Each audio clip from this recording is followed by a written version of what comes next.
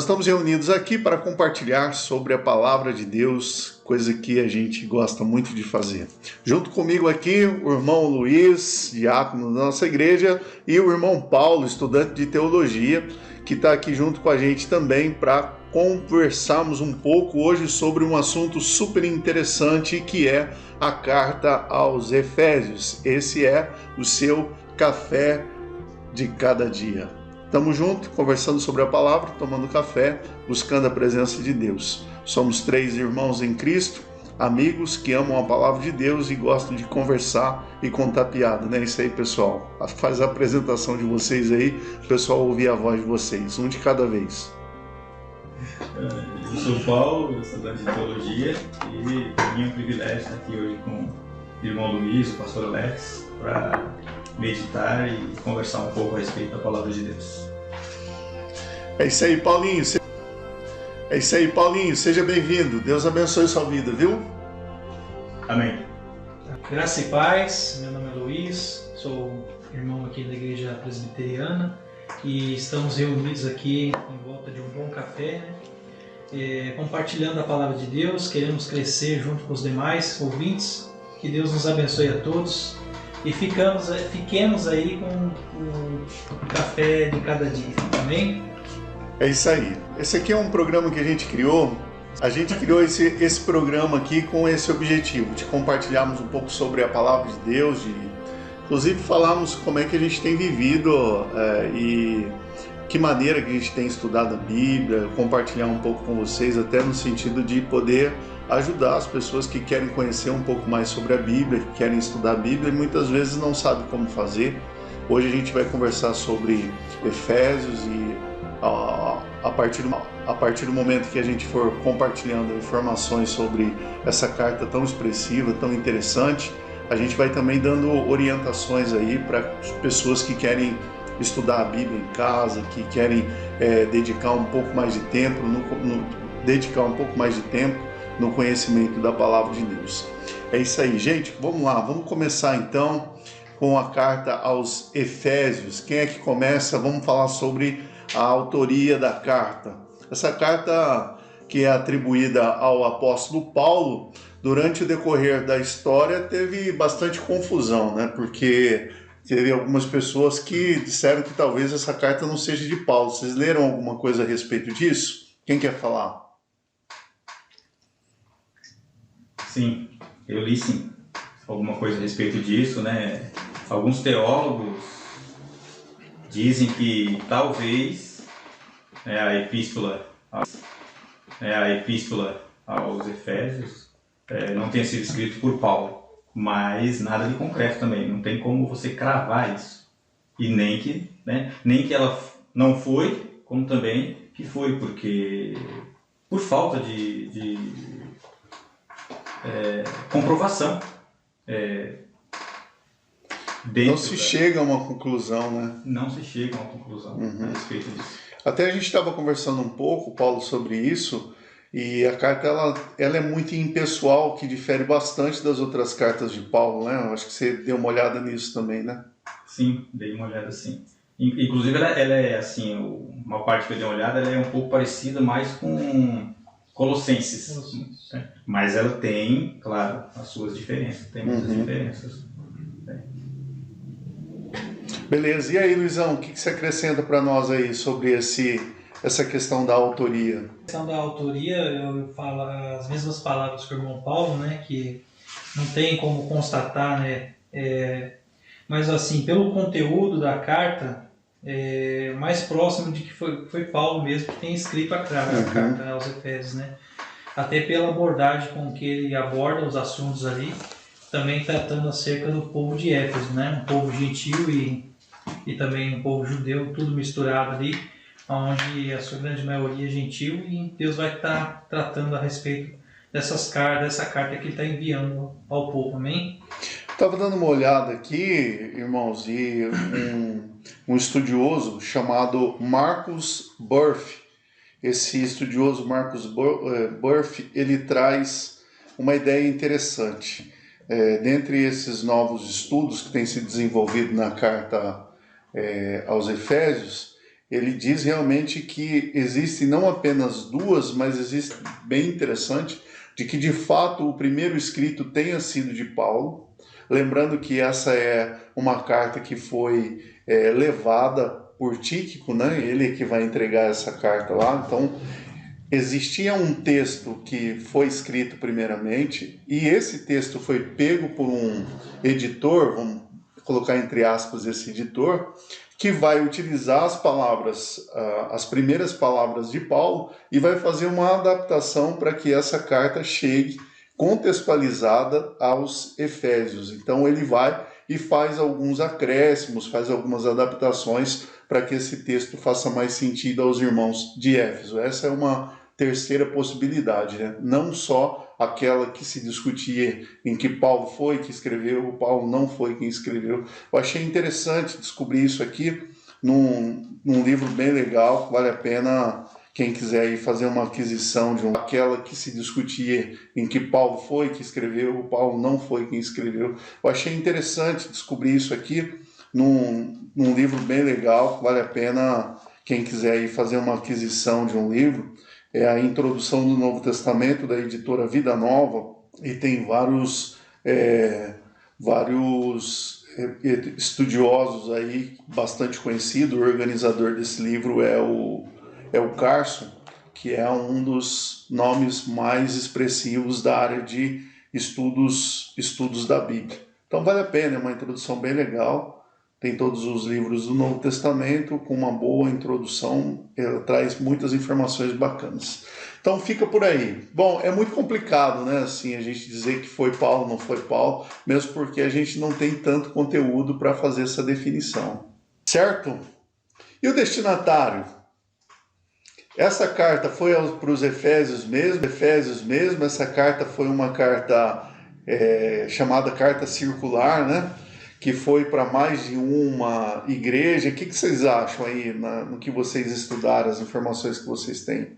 Bom, segundo pesquisas feitas pelos estudiosos no assunto, né, nos dito que ela é uma carta para Éfeso e também circular. Essas duas ideias, né, que a carta ela também circulava, até mesmo se você perceber pelo conteúdo dela, né, que nós vamos abordar mais para frente, e ela, pelos estudiosos, a gente percebe que ela tem esses dois significados, né? Ela é para Éfeso, o povo de Éfeso, e também é uma carta circular, que também seu assunto é útil para outras igrejas, nas regiões ali. Alguns diziam, né, Luiz, que ela segue o caminho da Ásia Menor, né? Que são aquelas 7 igrejas do Apocalipse, né?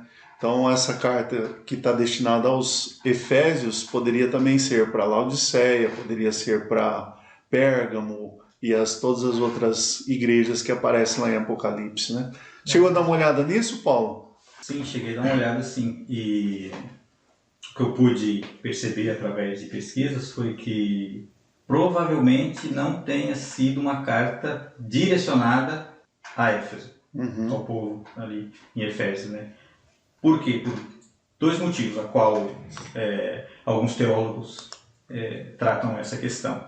Porque Paulo trata os irmãos ali na carta como se fossem irmãos assim distantes, que ele tinha ouvido falar. Eu tinha ouvido falar do cuidado, da oração deles, do caminhando com Jesus. E Paulo conhecia eles, porque ele passou um tempo ali.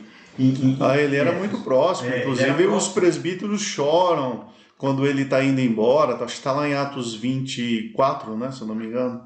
Isso. Então, como ele fala a respeito Atos disso, 20. Que ele ouviu falar dos irmãos, então parece assim, né, me parece que ele não estava escrevendo diretamente, puramente a Éfeso, hein? Pela proximidade, né? Pela proximidade. Isso, exatamente, para ser apresentada em várias igrejas. E aí, Luizão, mais alguma coisa que você queira acrescentar aí sobre o destinatário dessa carta? Só o que eu gostaria de acrescentar é que, lendo o conteúdo da carta, né, percebo uma linguagem universal ali, né?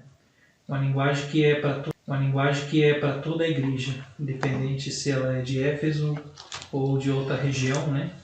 E por causa dessa universalidade da palavra ali, que é para todos, ela cai bem nessa questão de ser uma carta circular, né? Então eu concordo com essa questão e é isso aí. Os assuntos são gerais, né? Eu estou aqui em Atos 20, dando uma olhadinha aqui, e na despedida que Paulo faz aos irmãos, à liderança, principalmente aos presbíteros de Éfeso, e há uma comoção geral nessa despedida. Inclusive existiam ali pessoas que nem queriam que ele fosse, né, que ele ficasse, sabendo que indo para Jerusalém ele iria enfrentar muitas... Ágapo pega aquele cinto de pano e se amarra, enfim, faz toda aquela encenação profética para que pudesse ser preso. E aí a gente tem aquele versículo maravilhoso, versículo 24, Atos 20, versículo 24, quando Paulo vai dizer aos irmãos de Éfeso: porém nada considero a vida preciosa para mim mesmo, contanto que complete a minha carreira e o ministério que recebi do Senhor Jesus para testemunhar o Evangelho da graça de Deus. Olha que coisa maravilhosa, né? A convicção que Paulo tinha. Então, esses irmãos de Éfeso não eram distantes. Então, uma das coisas que mais falta na carta aos Efésios é essa proximidade do autor com os destinatários, ou seja, se Paulo estivesse escrevendo diretamente para os irmãos de Éfeso, especificamente para os irmãos de Éfeso, talvez seria um escrito mais caloroso, de pessoas que ele conhece, de pessoas que ele tem intimidade, de pessoas que ele conhece, de pessoas que ele tem intimidade, de pessoas com quem ele viveu um tempo e que aprendeu a amar de uma maneira mais profunda. E até um dos argumentos para as pessoas que dizem que talvez Paulo não tenha sido Paulo que tenha escrito essa carta, né? Mas a característica, né, Luiz, como você mesmo estava falando, Paulo também, a característica é muito mais para uma carta circular. O que era uma carta circular? Era uma carta que uma igreja lia e passava para outra igreja. Então era a carta que ia para várias igrejas para que o ensino do apóstolo pudesse chegar a vários irmãos diferentes. Isso. Então faz mais sentido a impressão que eu tenho. É isso aí, eu acho que está ficando legal esse nosso bate-papo aqui, hein? Está ficando legal esse nosso bate-papo aqui, hein? Amém. Muito bem, muito bem. E o conteúdo da carta, hein, gente? Vocês querem entrar em algumas questões aí? Eu acho que tem uma parte histórica muito interessante. Estava dando uma olhada, Luiz, naquele vídeo que você me indicou, um vídeo que está no YouTube. Depois a gente pode até deixar na descrição, né, desse podcast aqui, que vai estar disponível no YouTube também, falando sobre o contexto histórico da deusa Diana. Cara, um negócio muito legal. Muito legal. Vamos comentar um pouquinho sobre isso, essa relação de Paulo com os adoradores de Diana, aquele entreveiro que teve lá em Atos, né, no capítulo 19, que entra um camarada chamado Demétrio. Tem uma confusão. Vocês querem falar sobre isso ou não? Amém. Então fala. Quem vai falar primeiro? Fala, irmão. Fala. Amém. E começa a apresentar, como você mesmo acabou de dizer, em Atos 19, né, onde ele tem um motim ali, levantado por Demétrio e outras pessoas porque o que a gente se entende ali que a renda daquela região de Éfeso partia do templo também, né?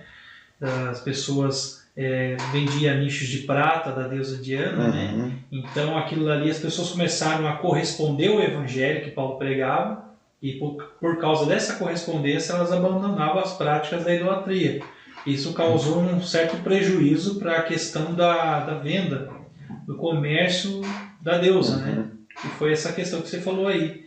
E eu vejo também que Paulo ele deixou bem claro na carta, né, quem está acima de tudo, né, que é Deus. toda autoridade, e isso faz todo um contraste com a realidade da deusa que o povo cria ser aquela que Éfeso, né? Há uma grande contradição, né, na pregação de Paulo com a crença da deusa Diana, né? Artífice, eu estava querendo lembrar esse nome. Artífice, que eram os caras que ganhavam dinheiro fazendo imagens, tanto do templo, um templo gigantesco. Vocês lembram a medida do templo? Era um templo que tinha mais ou menos 130 metros de comprimento por 60 e tantos de largura. E ele tinha 128 colunas de mármore ao redor dele. Vocês lembram disso? Chegaram a ver alguma coisa assim? Era um espetáculo o lugar. Uma rua, né, de mármore. Era um espetáculo, coisa maravilhosa. E dizem que era um mármore branco que quando o sol batia resplandecia. E à noite ele ficava claro por causa do reflexo da lua.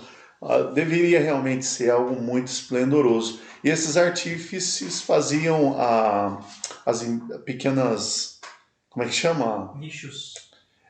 Mas tem um nome, né? Uns templos pequenininhos assim, e também fazia uma réplica, isso, as miniaturas, né? Do templo e da deusa Diana, para que os seus adoradores, porque afluía gente de todos os lugares da Ásia Menor e de outros lugares também. E eles reuniam-se ali para adorar a deusa Diana, e aí virava um caos. Fala aí, Paulo. Éfeso, ela estava bem posicionada ali, né? A localização geográfica dela. Né? Sim. Então, era um porto onde recebia vários turistas ali, né? Os navios chegavam, e Éfeso era uma cidade pagã. Era pagã, onde eles adoravam Artemis, ali, também conhecida como a grande deusa Diana. Uhum.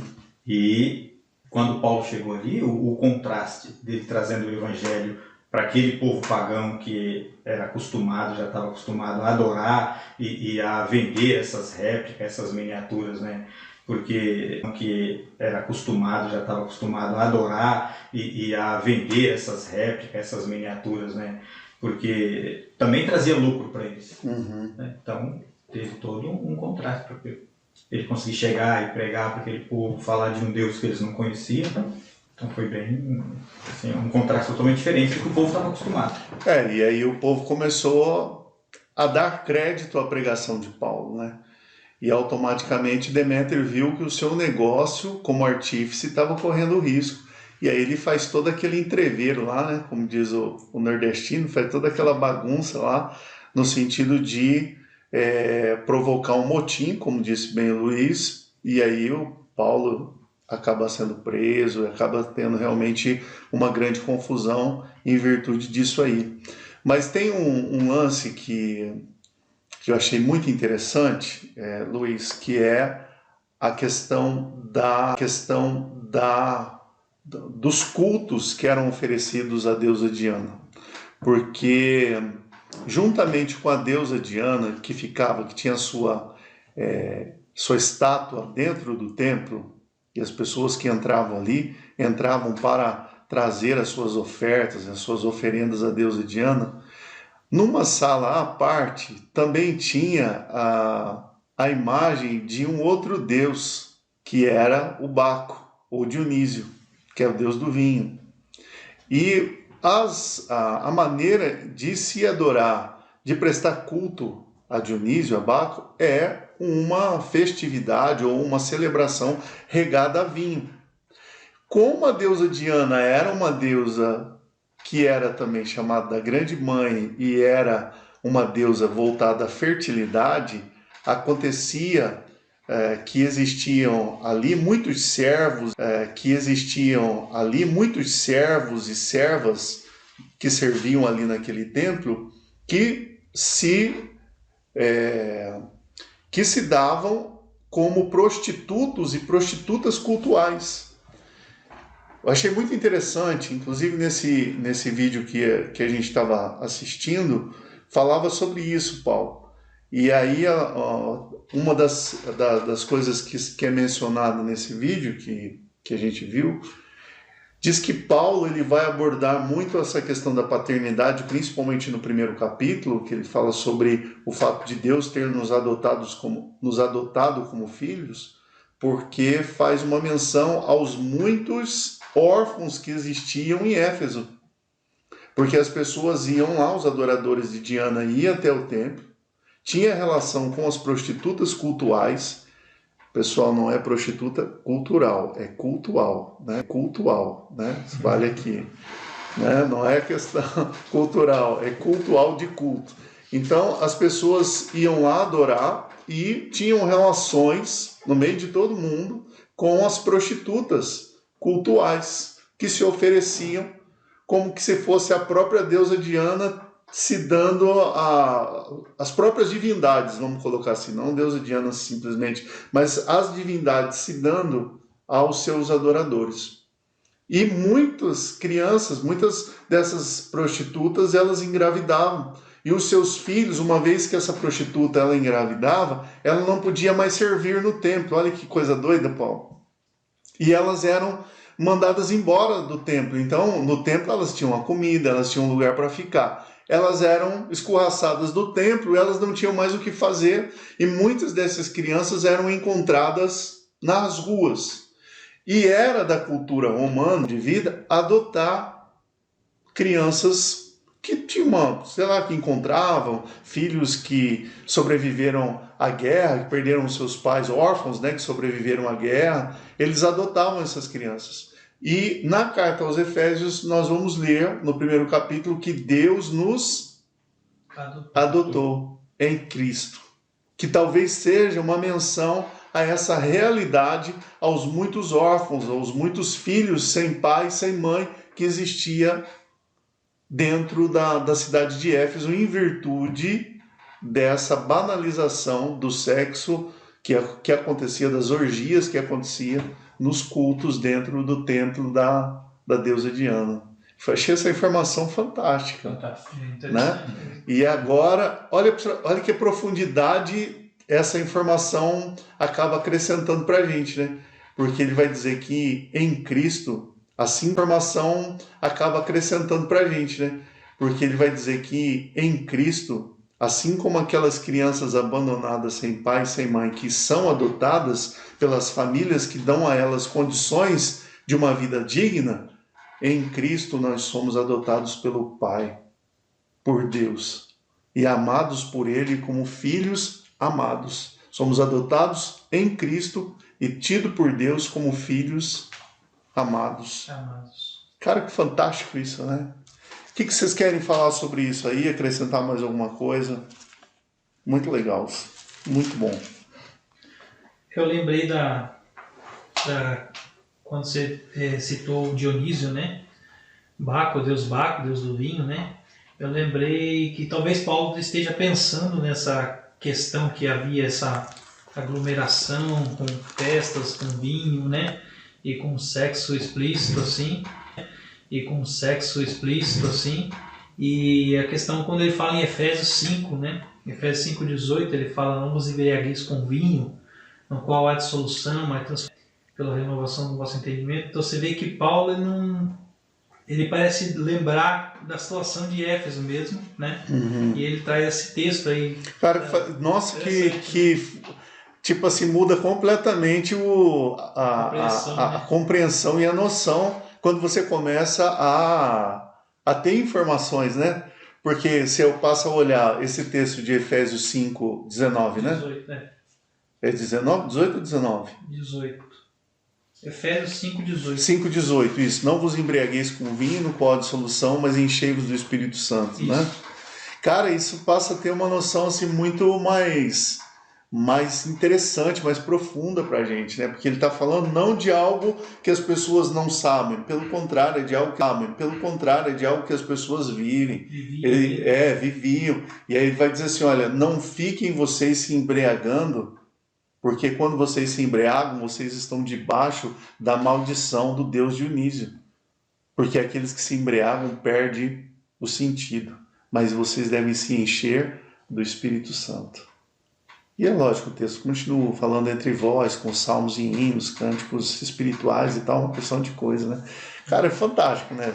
Quando você começa a estudar, realmente a estudar a Bíblia, buscar informações, muito legal isso. Mais alguma coisa aí, Paulo, para acrescentar? Dentro Isso mesmo. Fala no microfone. Não, nada não. De repente eu vi você assim, meio paralisado, é muita informação. Bastante. Muita cuca no lance aí, irmão.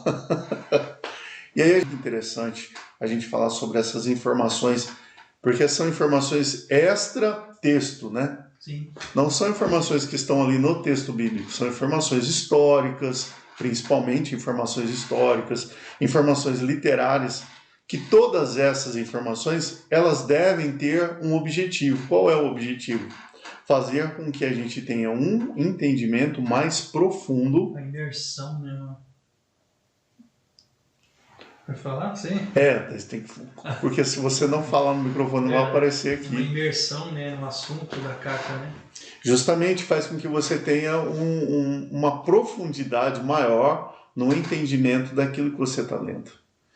Bom, vamos falar um pouquinho sobre a carta de Efésios em si. A gente estava comentando que a carta aos Efésios tem algumas características, né? Não sei se você chegou a dar uma olhada, Paulo, mas ela fala, assim, via de regra, divide-se a carta aos Efésios em 2 grandes blocos. Chegou a ver alguma coisa sobre isso ou não? Não cheguei. A primeira parte seria uma parte mais teórica, mais teológica, mais conceitual. E a segunda parte seria uma parte mais prática. Eu estou aqui com um livro, um comentário bíblico, de um teólogo chamado Rinaldo Fabres.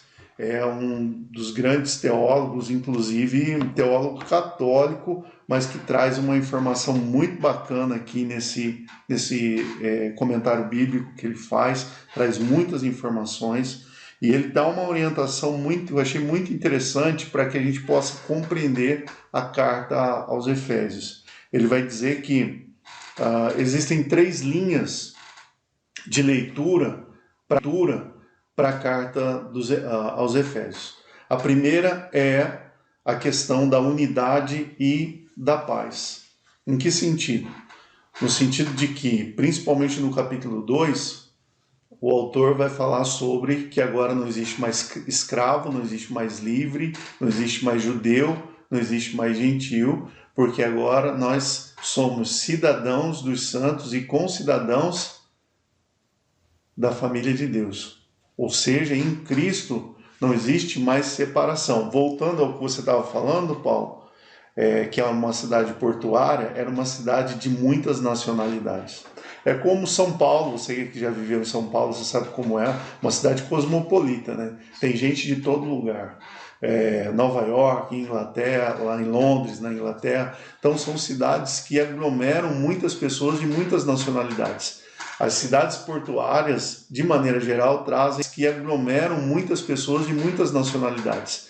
As cidades portuárias, de maneira geral, trazem essa característica e Éfeso não era diferente. Então existia ali pessoas de muitas nacionalidades diferentes. Mas quando elas entregam a vida delas a Cristo, quando elas têm uma experiência de fé com o Senhor e através da fé que elas têm em Cristo, elas são inseridas na igreja, elas deixam de ser judia, elas deixam de ser gentílica, elas deixam de ser romana e elas passam a ser membros da família de Deus, independentemente de onde elas nasceram.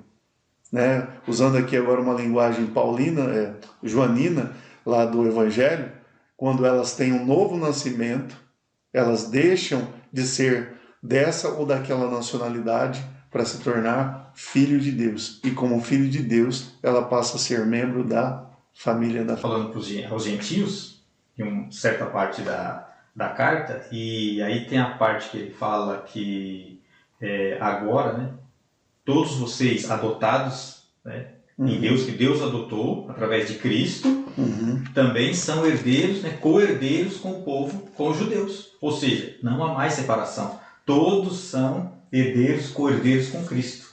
Né? Através de Cristo, todos vós são co-herdeiros do reino.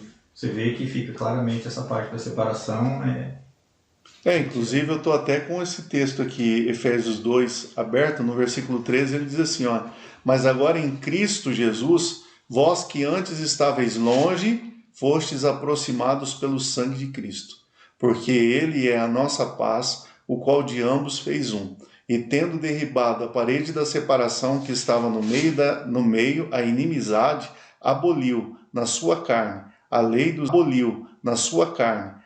dos mandamentos na forma de ordenanças, para que dos dois criasse um em si mesmo, um novo homem, fazendo a paz, e reconciliasse ambos em um só corpo com Deus, por intermédio da cruz, destruindo por ela a inimizade. Não há mais separação, né? Então essa é uma das linhas de leitura que esse teólogo biblista traz para a gente. Você vê que essa questão dessa separação que existia, esse muro que separava tanto, né, o povo judeu e o povo gentil, outras gentes, foi derrubado com Cristo. Cristo tirou essa separação. Eu acho que até isso é bem interessante num tempo que a gente está falando muito sobre racismo, né? Parece num tempo que a gente está falando muito sobre racismo, né?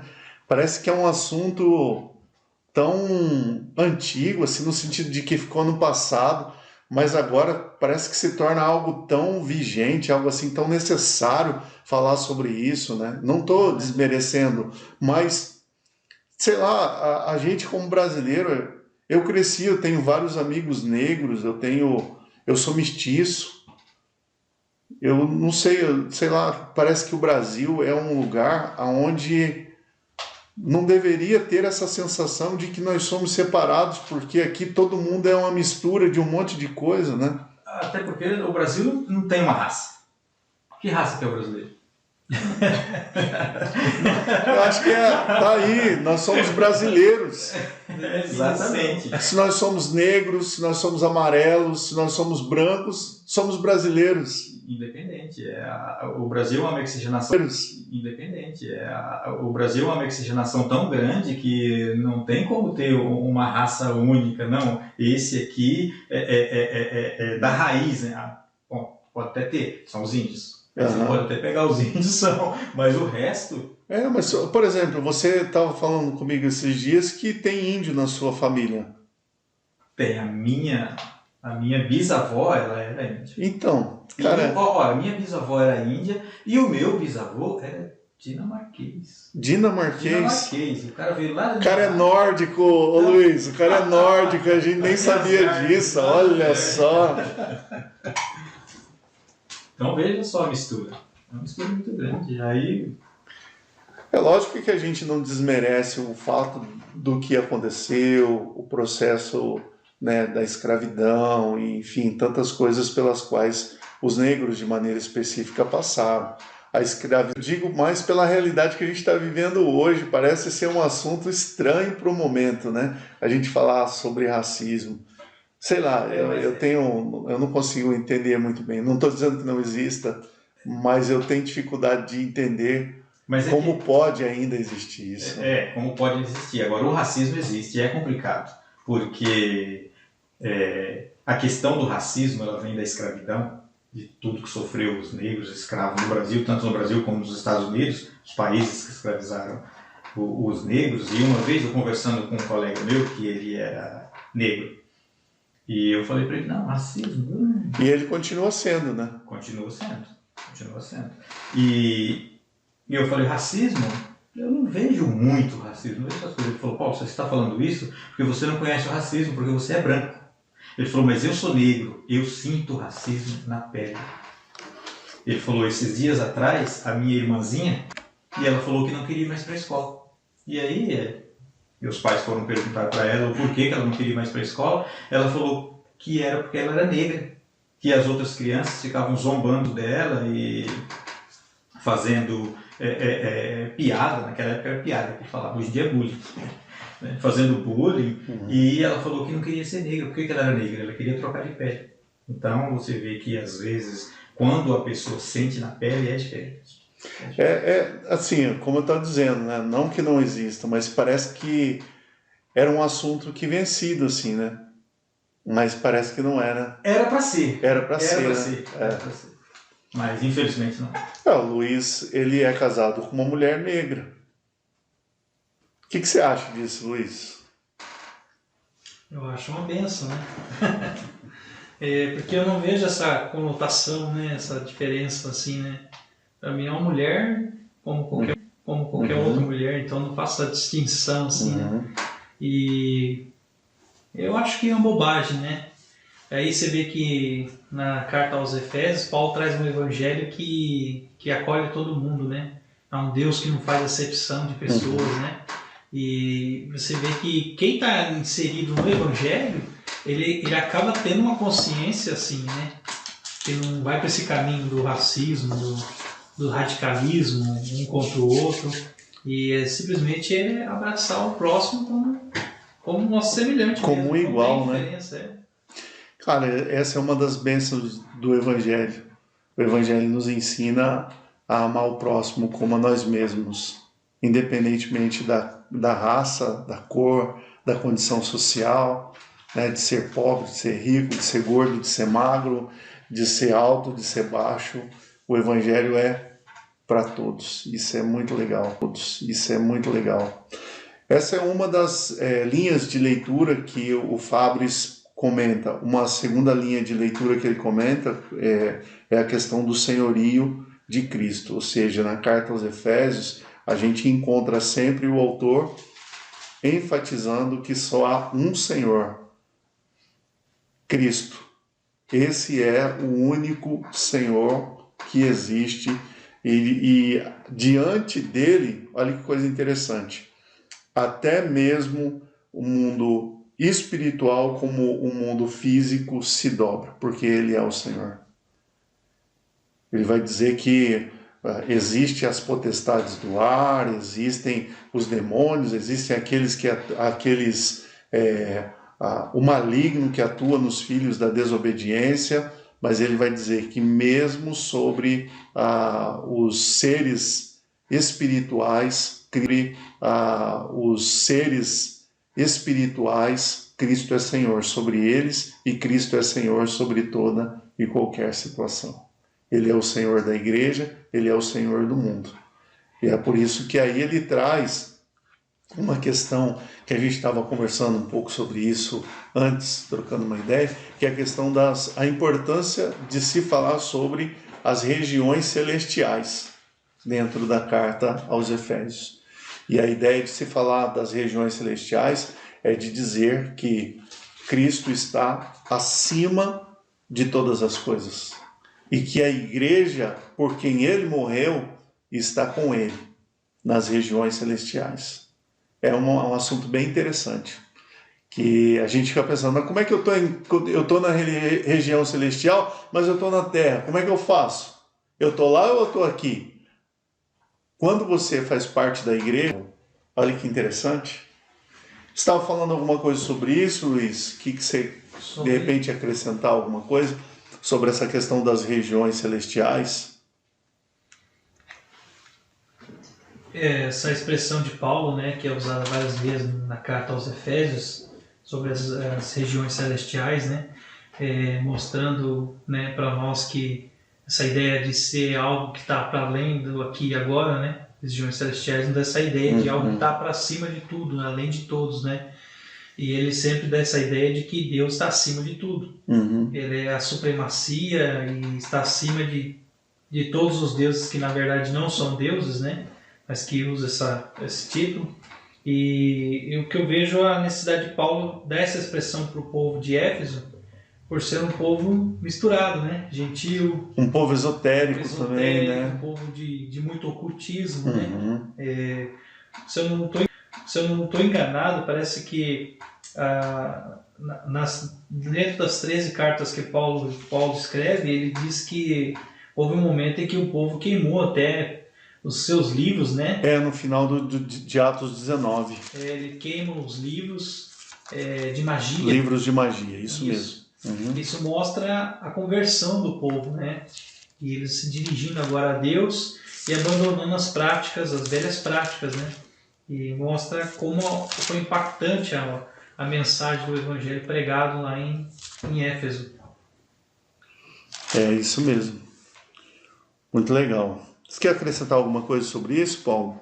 Quero ler aqui umas anotações. Sim. Eu falo o nome do autor, que ele fala a respeito das regiões celestiais. Uhum. A sublimidade das bênçãos espirituais. Pode estar falando aqui. Nos lugares celestiais é uma expressão que denota a sublimidade da vida cristã, ou seja, o nível mais elevado no qual fomos colocados. Se somos espirituais, ainda que no corpo mortal, nossas vidas são espirituais. Estamos no mundo, mas não somos do mundo. João 17, 14 e 15. Versículo 14 e 15. Paulo chama a atenção para o fato de que, assim como Cristo está assentado à destra do Pai nos lugares celestiais, no versículo 20, também nós, em Cristo, já estamos como que levantados deste mundo. É uma posição em Cristo, é um estado em Cristo. Portanto, nossas vidas neste mundo é cristocêntrica. Alguns intérpretes preferem bens celestiais em vez de lugares celestiais. Entretanto, a colocação da palavra lugares indica uma posição espiritual elevada, em que o crente regenerado é posto a partir do momento da regeneração. O crente se torna uma nova criatura, vivendo numa nova dimensão espiritual. Numa nova realidade em Cristo. Muito legal. O autor, que você falou que ia contar para nós? Quando você vai achando o autor aí, o texto lá que eles queimam os livros é Atos 19, 19. Amém. O autor aqui é Elienay Cabral. E para terminar a terceira linha aqui, né, que estava falando que o Rinaldo Fabres, teólogo Rinaldo Fabres, ele apresenta 3 linhas possíveis para que a gente estude o livro de Atos. Uma é a questão da unidade, a outra é a questão do senhorio de Cristo, outra é a questão do senhorio de Cristo, e a terceira é a praxis, ou seja, a prática em que vive o cristão no processo de amadurecimento. Então, o cristão maduro, ele segue uma prática de vida diferente, seja no que diz respeito ao ambiente familiar, e aí ele vai tratar lá a questão do esposo, da esposa, né? Vai tratar a questão dos filhos, dos servos, a própria prática espiritual da oração, do revestimento da armadura, né? Então, são várias questões aí muito interessantes. Uma outra questão muito interessante, até a gente não falou, é a questão lá do capítulo 3, 3 ou 4, só um minutinho, deixa eu ver aqui. Quando ele fala a respeito da igreja, eu acho fantástico, no capítulo 4, quando ele fala a respeito da igreja, eu acho fantástico, no capítulo 4, até o 4:11, né, onde fala que Cristo ele nos deu dons espirituais, enfim, vai falar sobre essas questões que Cristo liberou sobre nós para que a gente pudesse trabalhar com um único objetivo, seja qual for a função que a gente exerça, o propósito é sempre o mesmo, é edificar o corpo de Cristo até que todos, não um ou outro, não que tenha irmãos mais maduros, menos maduros, mas com a finalidade de que todos alcancem a estatura do varão perfeito, ou seja, até que todos amadureçam, todos cresçam em Cristo e possam experimentar tudo aquilo que nós podemos ser e fazer como cristãos. Então é muito interessante, né? Essas 3 linhas apresentadas aqui para que a gente estude o tempo, né? Já faz um tempão que a gente está falando sobre uma porção de informações aqui muito interessantes mesmo. Mais alguma coisa aí que vocês queiram acrescentar?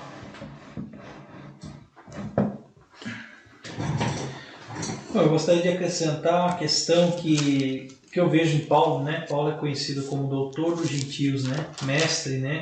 No ensino. E a carta de Éfeso, ela tem essas três conotações aí. Foi dita a questão teológica, a questão da prática e a questão da unidade, né? E o que eu vejo no versículo de Efésios, capítulo 1, verso 15, Paulo diz assim: por isso também eu, tendo ouvido a fé que há entre vós no Senhor Jesus, e o amor para com todos os santos, não cesso de dar graças por vós, fazendo menção de vós nas minhas orações, para que o Deus nosso Senhor Jesus Cristo, o Pai da glória, conceda espírito de sabedoria e de revelação no pleno conhecimento dele. Né? E aí ele vai seguindo adiante. Mas o que eu percebo aqui é uma palavrinha que surge, é esclarecimento. Por que esclarecimento? Porque a ideia de Paulo é esclarecer os irmãos ali, porque a realidade da vida cristã já estava acontecendo, né? Você vê que ele fala que ele ouviu falar da fé e do amor que eles tinham para com os irmãos. Então eles estavam vivendo já a realidade cristã, o amor, a fé já estava acontecendo. Eles só precisavam do esclarecimento das realidades teológicas. Mesmo porque eles moravam num lugar onde tinha uma confusão, uma miscelânea de religiões e de ensinos espirituais muito confusos, né? Será que não eram os dias de hoje, não, hein? Tenho essa impressão. Eu também tenho.